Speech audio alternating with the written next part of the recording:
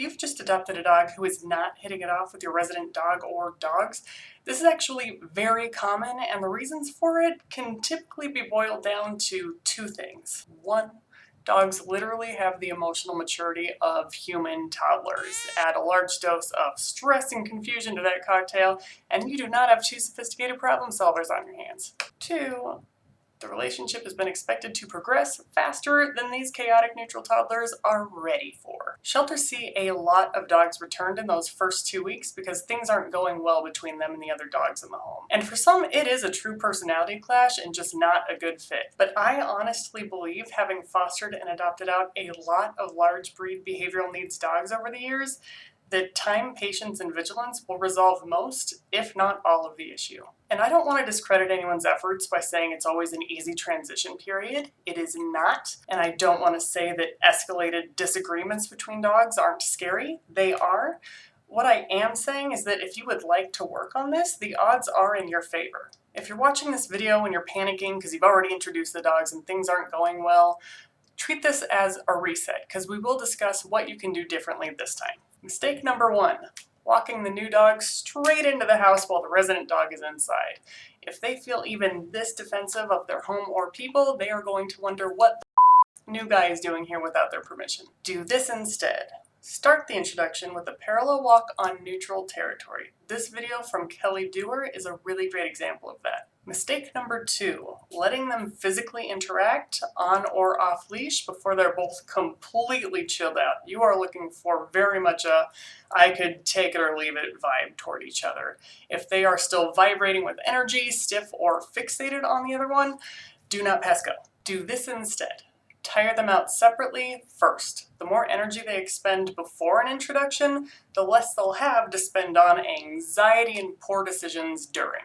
Mistake number three, letting their first interactions run too long. Imagine getting a new roommate who maybe you even enjoy and then just never being able to go to your room and close the door from then on out. They will need breaks from each other to help them decompress and regulate, because even if they love each other, it's still going to be a very exciting and stressful time adding a new addition to the household. Do this instead.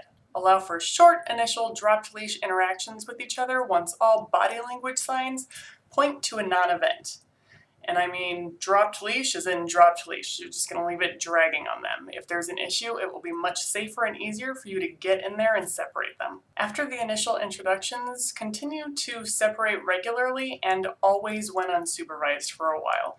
Crate training is an excellent way to do this, and baby gates are a great first line of defense. Mistake number four, leaving food or toys out. Fighting over food, toys, or people even is a very common issue when bringing new dogs home. This is often because they don't know the rules or what's expected of them, and so they are just making it up as they go along. Do this instead. It's good form to never leave food or toys out, but the biggest risk of an incident is during those first few weeks to months. If one of the dogs has a known history of resource guarding, never get comfortable leaving things out there might be a fight over, and watch this resource guarding video from Kiko Pup right now. Mistake number five, forgetting the dragline. I know it's gross and it's annoying and it gets caught in things and you don't want to deal with it, but you need a dragline. It's really, really, really, really, really important. Do this instead. Leave leashes dragging on all of your dogs for at least the first few weeks. If they tend to get gross, you can have a leash for indoors and a leash for outdoors. It's so imperative to have draglines for a lot of reasons, but especially when integrating dogs together. Mistake number six, letting them interact against corners or between objects, potentially causing them to feel blocked in and defensive, and starting a fight. Do this instead.